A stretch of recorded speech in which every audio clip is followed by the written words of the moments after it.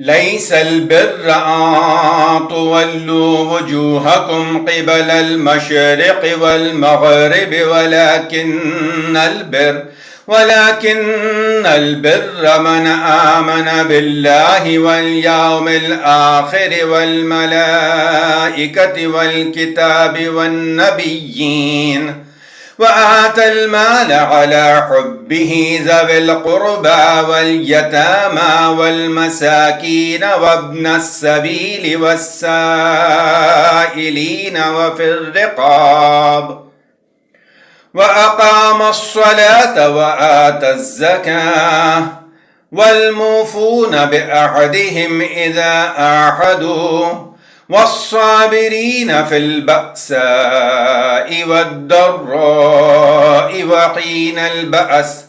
أولئك الذين صدقوا وأولئك هم المتقون.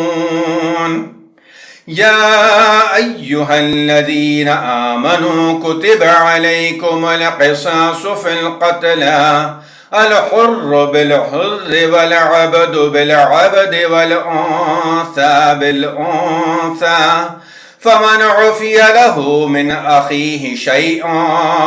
فاتباع بالمعروف وأداء إليه بإحسان